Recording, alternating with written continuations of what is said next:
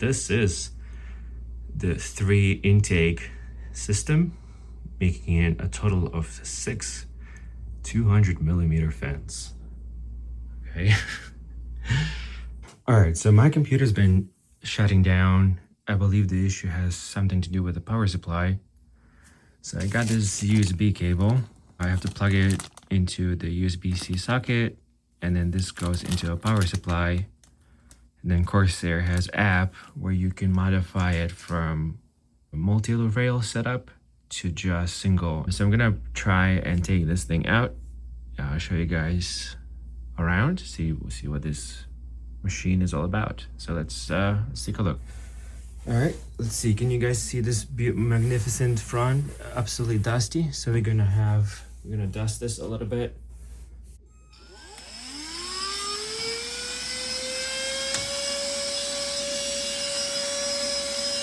This is HAF-X. This case was quite unique and really popular at the time. It is very heavy. This part here is the original. The left USB port died. I got a CD burner here. This is relatively new.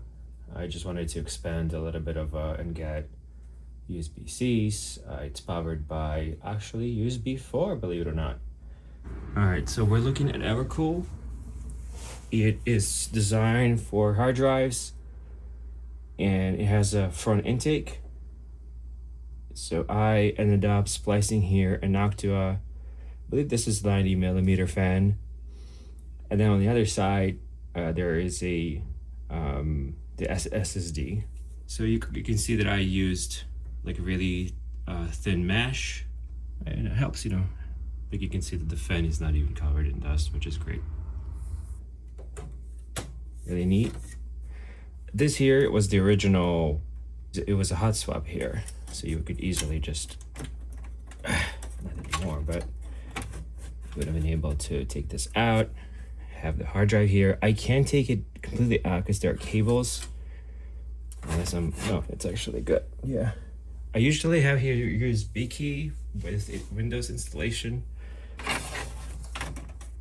Now you might wonder, why would I have something like this, which is in memory of Titanic? Well, the story goes that this has been through some really strange events.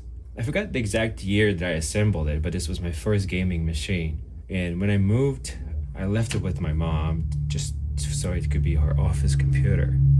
When my mom decided to relocate to Austin, she shipped the computer here, and during the transit, it completely got wrecked. This whole front panel came off, the GPU died. It was a sinking ship, believe it or not. So the computer's name is 8, but when you zoom out, it kind of looks like 13. So you go figure what this exact marking means. On this side, we have a couple badges of honor. Obviously Noctua. This computer always had Noctua. I think there's more here on the side. We have Corsair, and then we have the original, I think, G-Scale label. Okay, so that's kind of a little bit overview here. And let's go back to this little awesomeness, which got really shitty reviews on Amazon. This is Electron. They don't make these anymore because they were really happy with this. But mine works. I think this is one of the most minimalistic and coolest fan intakes you could find. It does kind of look like, you know, the back of the ship in a way, with its propeller in the back. I took this apart and then I put much thinner mesh. This back.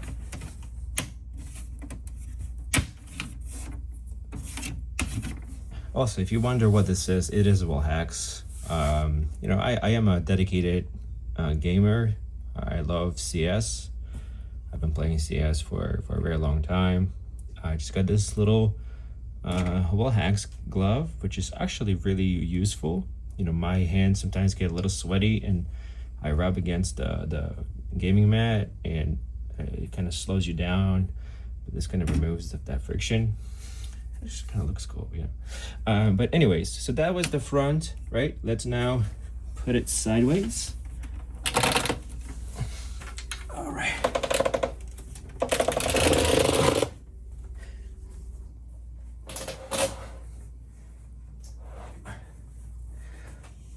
Come on, my child. Oh,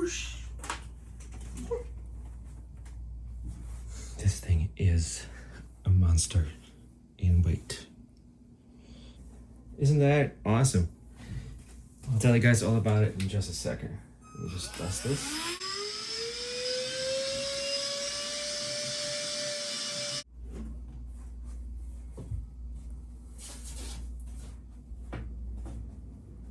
All hail the 3-engine monstrosity. Steven would have been proud. Maybe not so proud about this dust and me trying to like navigate this.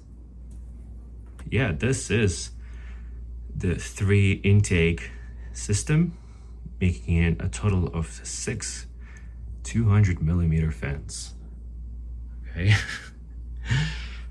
But yeah, they are connected with a bamboo stick, of all things. But they're pretty sturdy. They're not going anywhere. This is so solid. Like, I made sure that this is not moving. Between these two, there is a grill. I forgot exactly the reason why I put it here, but I thought it was very important. And this could have been because of this cable. Okay, I just didn't want it to get like trapped in there or something. They all are connected with magnets. So there are magnets here that holding them from vibrating. As you can see, there's a magnet here. There's I put a lot of thought into making sure that this is not moving anywhere. Oh, I can see why this is skewed. We'll fix it. So when they were still just making changes to the cases and migrating to a more modern looks, they had all these things here. This was a shaft where you can put things in and have a ton of storage, but at the same time, you only had this frontal intake, and you know, in some ways, they would prevent a decent air to go through. Now, this doesn't necessarily add how much air is being pushed in, but it's creating a lot of pressure. Yep, this is the 6950 XT. As you can see, it's one of the few cards that uses the 3 8-pin connectors.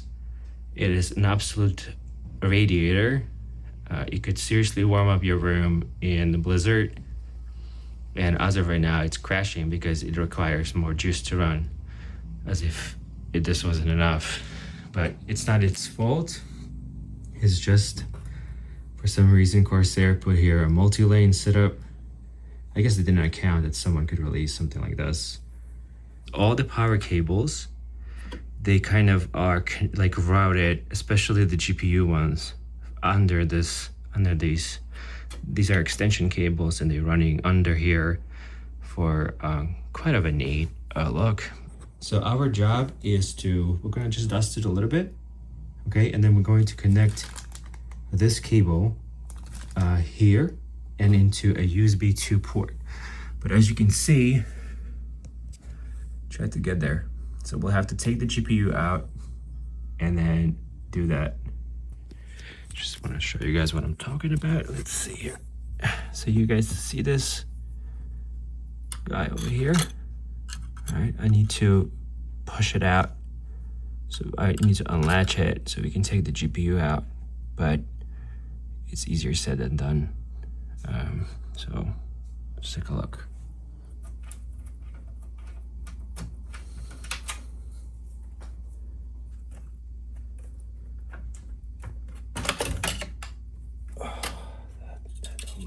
Disastrous. All right, let's open this really quick.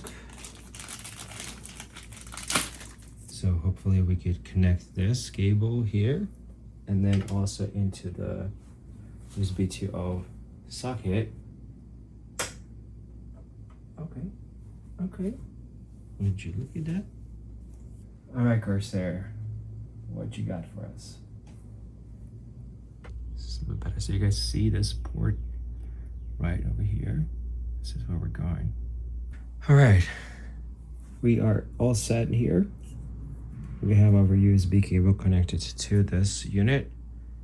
And now we're gonna go quickly and power it up.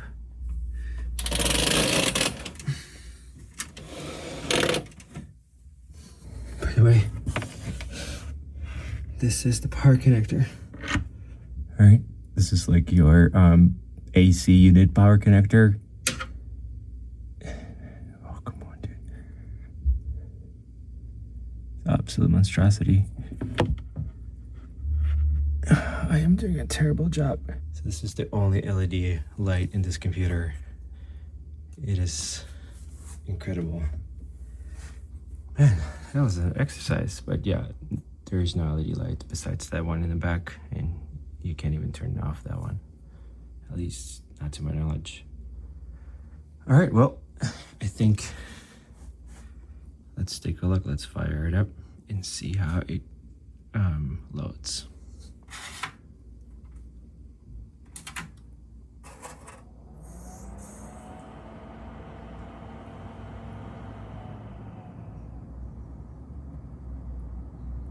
Actually, I forgot about an LED light on the GPU.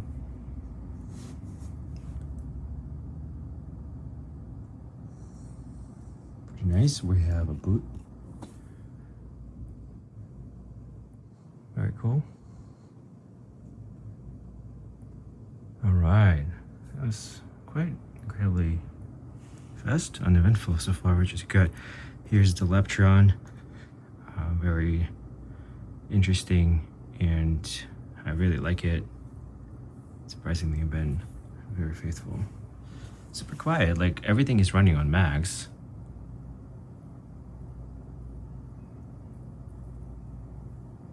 All right, software, we need a Corsair link. Corsair iQ version 4 with iQ murals. Let's see what kind of murals we're gonna install in just a little bit. 1 gig software package. Create this shortcut. And okay. A newer version of ICQ software is already installed. Excuse me? I just downloaded it from the website. What do you mean I have a newer version? Tell me you can install. I'm going to shove this YouTube video up your ass. So interestingly enough, it does show up with ASUS motherboard, and we have the AX. So let's go to device settings.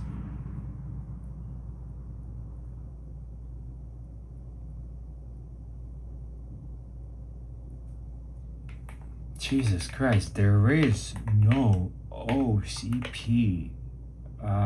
Check boxes, brother. Unless this is what he means by OCP. Turn over voltage. Oh god, dude. Okay, seriously, Corsair? Like, can you move these toggles to this side, please? For idiots like myself. Because this OCP is so small, you need to find it under a microscope. Why not to have a toggle over here on the side after this max amperage, whatever. It makes no sense to have these here because this to me means turn off in a way this lane completely, not OCP. Or at least write overcurrent protection. Then explain to me, please, why after software update, you're only showing my PCU, but no more ASUS's motherboard. What happened? The software is absolutely glitching. As you can see, even this image moves somehow magically. But at least one thing that is working, and that is sensors. So when you go to dashboard, you can actually look at things and monitor them.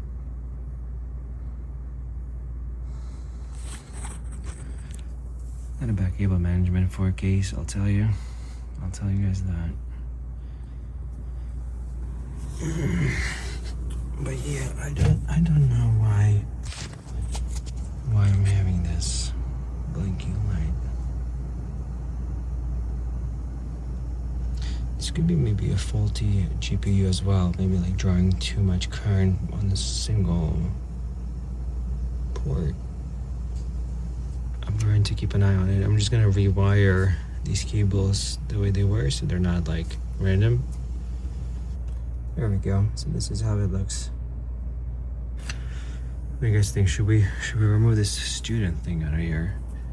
Yeah, probably right. Still blinking. Still blinking. Well, that sucks. So just a quick update. This blinking light actually means that the Crosshair link is hooked up to the computer. Alright, so let me tell you about this beautiful cacophony of stickers. So there was a real disaster happening to this glass a long while ago. I still had an Intel CPU here. In order to replace it, I ordered a special solution that you use to wipe off the thermal paste. And for some reason, Trolley decided to clean glass with it. This plastic glass, just on the other side, which we'll see in a second. And you think, what happened next? It started melting. So what would you usually do in that case? You would just use the bunch of cotton balls that you use for the wiping CPU, and you would try to prevent it from melting. And the next thing you know, all the cotton balls got stuck to the plexiglass, and it seriously looked like electrocuted rabbit. In that panic, the next day, I decided to scrape the plexiglass with a knife. So I ended up scraping the whole thing to match the disaster happening back. I thought that's going to be it, but I second guessed myself and then covered the whole thing with a marker. And to add to all of it, I also left flamingo sticker. You can't see it, but it started looking really good.